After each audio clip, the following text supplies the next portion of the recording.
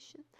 And I don't have a question, but I have a suggestion. And as a librarian and library representative, I would like to stress the importance of a network that has about 2 million libraries worldwide and counting, where we do informal literacy of every kind. We produce data detox kit to take care of your privacy online and clean your traces.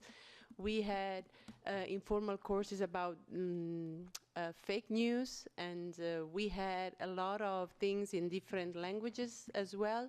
And so when you think about education, that is all fine and good, but think about libraries as well, because they are so important and central in the life of every person from childhood to adulthood. That could be really instrumental in your quest of addressing many of these issues. Great point, thank you. Let's take one more from the back. Well, this is so difficult because I'm sure you all have excellent questions. Yes, in the yellow, yeah, that's all right. It's at the back, I guess. So mine is a follow-up question to what you asked, which is we're talking colloquially about a bubble of fake news, but I think these are two different issues. So one is that of fake news, and that's most of what we discussed, but the other is that of the bubble, and I think that speaks more to tools of personalization and of micro-targeting, which is sort of a separate debate. So I wanted to ask, because it seems like the fake news is about true versus false, whereas the debate on micro-targeting is more on concerns like echo chambers and more effective propaganda that is the right opinion at the right time to the right person. So where do you think the debate on fake news meets the debate on micro-targeting and personalization of news?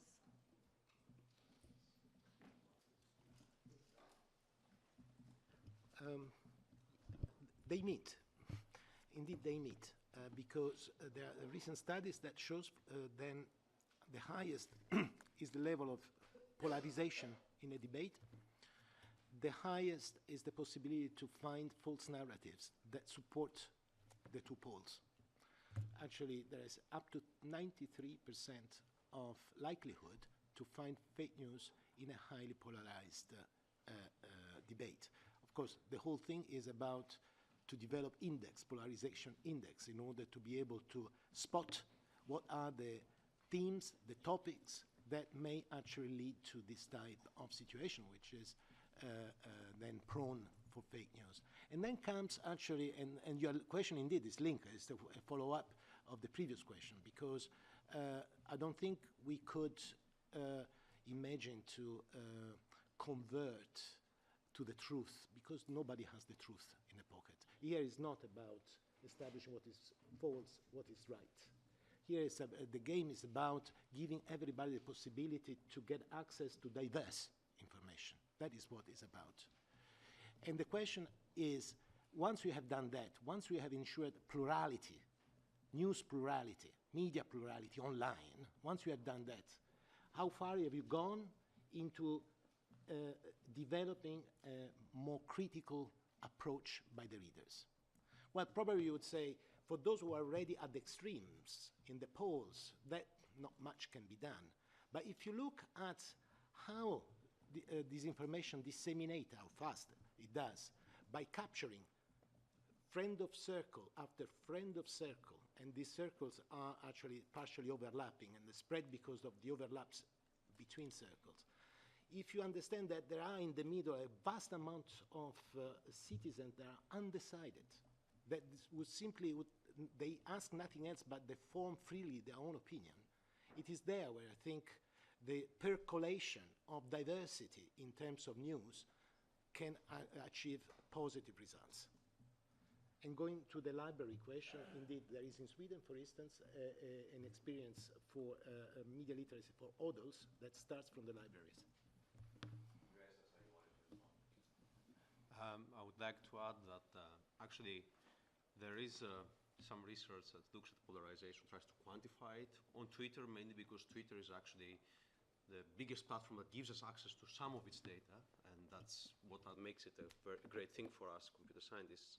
And you can actually then, if you have access to this kind of information, then you can actually help reduce the polarization, which is the beginning to actually battle echo chamber. And this is very recent work, not by me, by others in the field.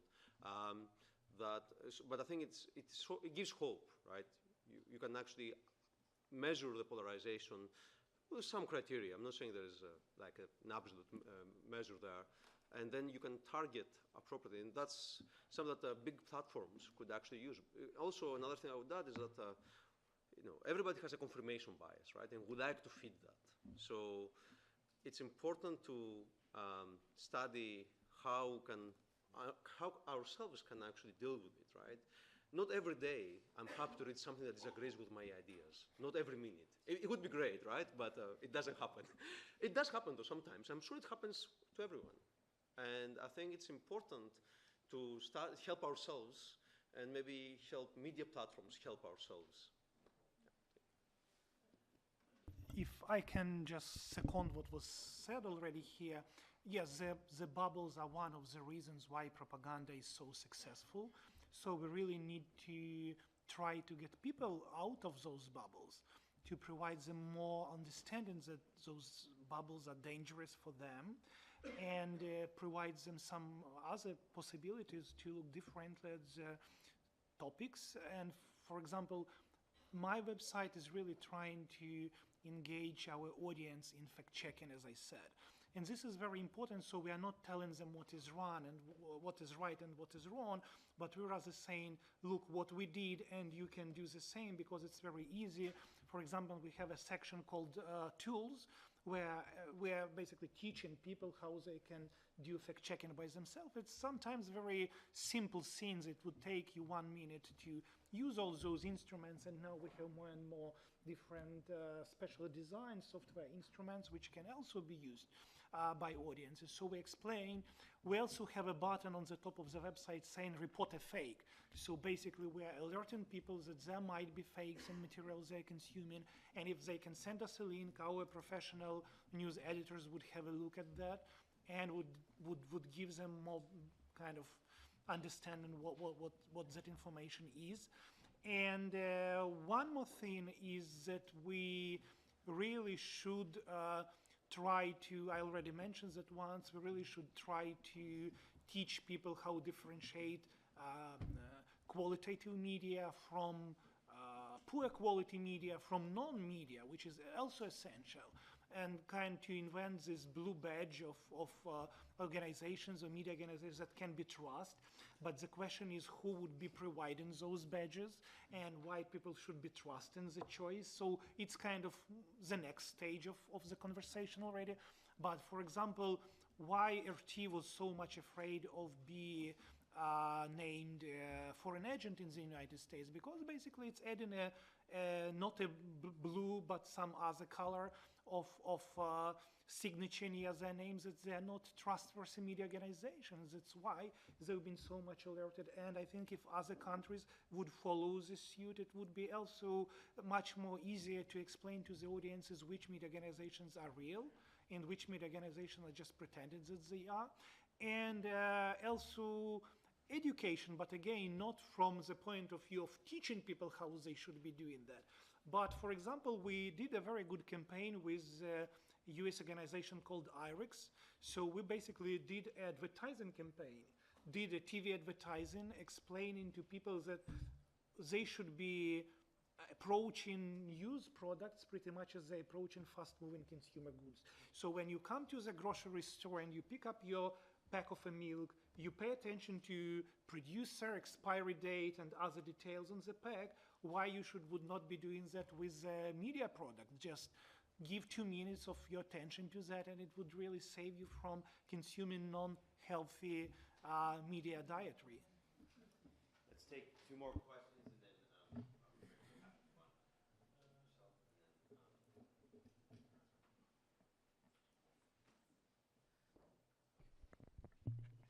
Okay, so my name is Adora. I'm a journalist from Nigeria, and I'm also an Internet Society ambassador, an ISOC ambassador. And my question is to the last speaker. You said something about freedom of expression, how freedom of expression could help to tackle the challenge of fake news. And I actually agree with that because in Nigeria, we also have a very serious problem when it comes to incidents of fake news. And one of the reasons why we experience that is because the government is very secretive and is very restrictive about the information that it disseminates. So we don't really have a lot of access to information like we should. But I'm wondering, what about societies where there's less restriction on information? For instance, you have a place like the United States of America. What happens in those societies? You can actually say that there's a high degree of freedom of expression, but you still see a lot of fake news going around. So what's responsible for that, and how can you tackle it?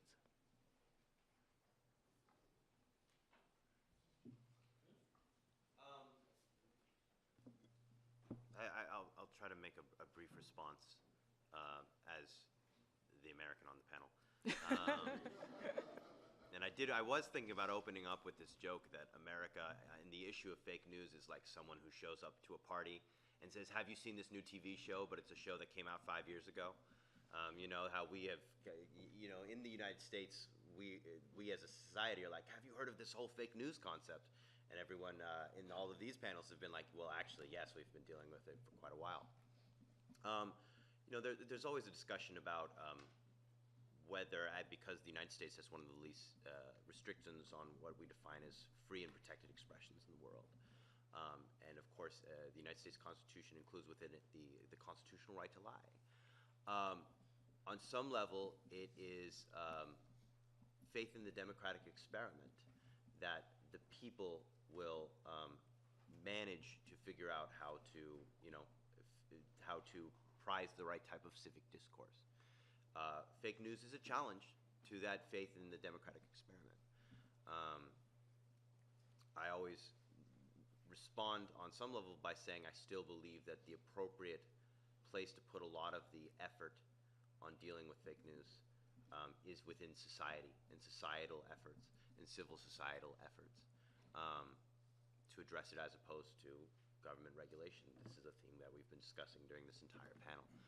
It particularly comes to fore when in the American context where the idea is, well, have we defined free speech too broadly? And I continue to put that impetus, that onus on society at large rather than the government. That's somewhere where I would structure the question. But you're right that, I mean, unfortunately, these are the questions that I think people around the world are asking themselves in the back of their minds. Gee, we see this liberal standard for free expression, and we see its negatives. Of course, one of the ways I would respond to it is by noting that currently our authorities are further muddying the waters as to what determines fake news or not, right? And that, I would argue, is not an issue of overly permissive free speech from those below. It's an issue of authorities. In case it's unclear, I'm referring to my president, who really are kind of excited to make it particularly unclear what's fake and what's real. So there's still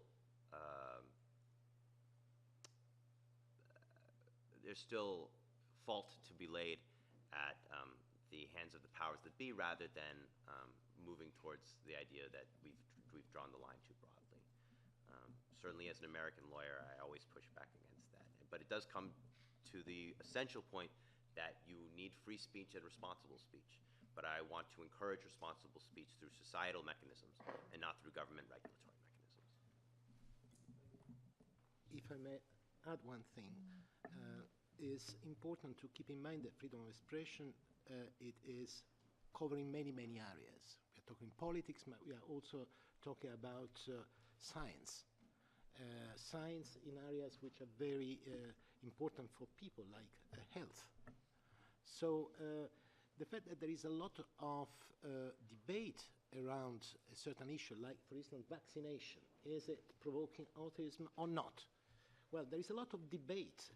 The point is, even in very open societies, I'm talking about the European experience, where indeed there are many views about it, the question remains as to whether or not those who would like to have an independent view of the facts are easily accessing these facts as being verifiable.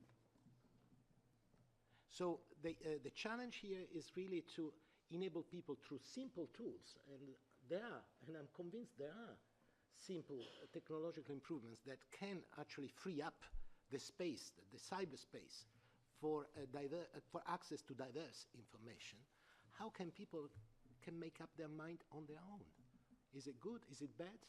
Perhaps the science has not reached a final conclusion about the effect of vaccines, but at least let's create an environment, a news environment, an information environment, where access is at the hand of everybody, and everybody is able and skilled enough in order to use these tools. Thank you. My name is Andrew Bridges. I'm a lawyer from Silicon Valley at the firm of Fenwick & West. My concern is that if we consider this to be a digital issue or an internet issue, is it not doomed to failure? Because the platforms that everybody is concerned about are relatively neutral.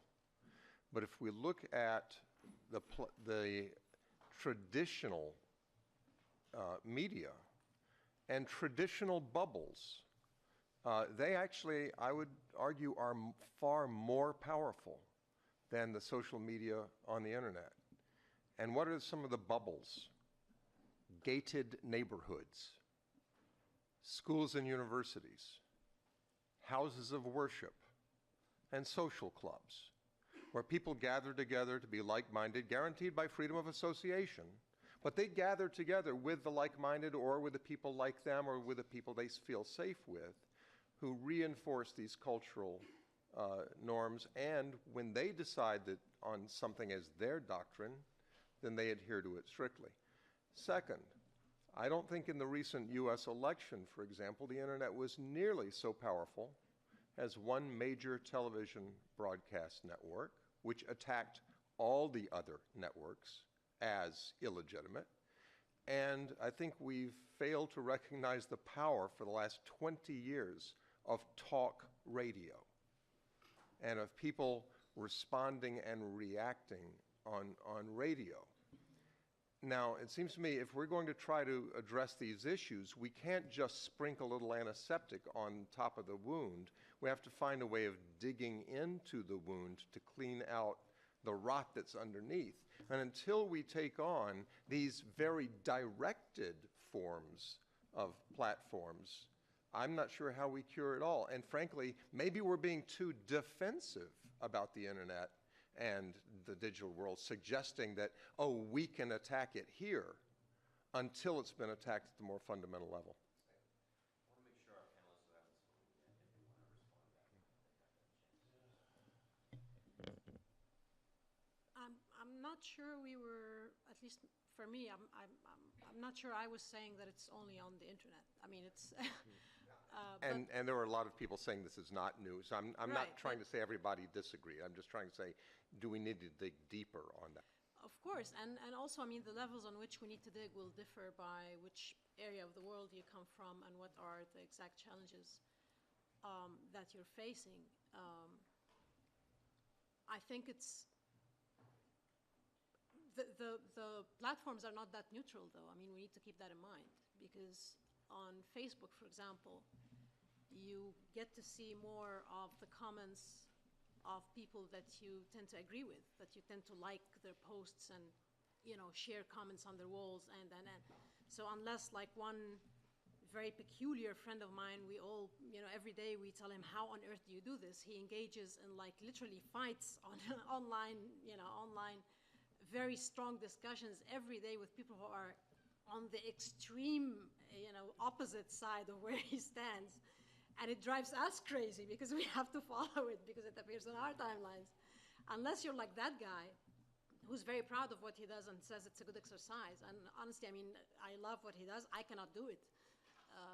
Unless you're like him, you're going to be further bubbled in through the social media platforms, unless you very actively choose to fight that and choose to engage in conversation with people you disagree with, or choose to follow people on Twitter whom, the rhetoric of whom you don't really like or you don't agree with. Otherwise, it's easier to get bubbled in.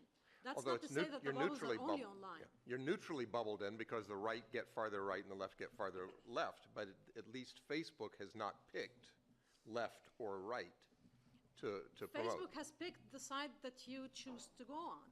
I mean, At each person. right, so I mean, it sort of deepens the bubble that you choose to go into.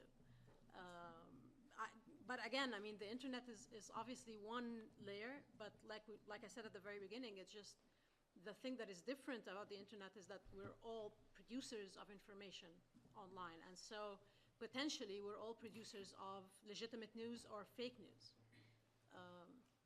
And just to make this, because this is another maybe important point, it's not usually like the legitimate news organizations that are the producers of the legitimate news. In Egypt, if you were following the Egyptian media at the time of the revolution, you would get a very different picture from what was actually happening in the square.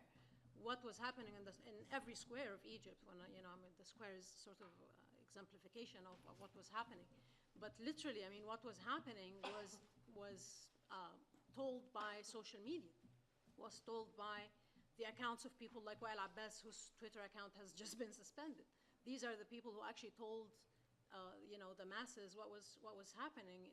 Egyptian television had a very serene picture of the Nile, while 100 meters away, literally, 1,000 people were getting killed. So, I mean, it's very, I think we should really be very careful about maybe the idea of having some kind of a system where you get a check mark next to the major news organizations, because these are not always the ones who disseminate credible news in every country.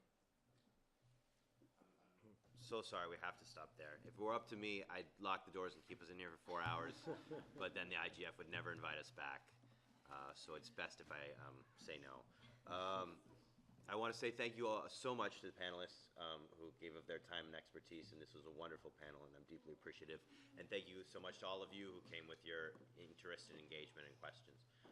I wish we didn't have to stop here, but please feel free to trap the panelists and ask them further questions after. Thank you.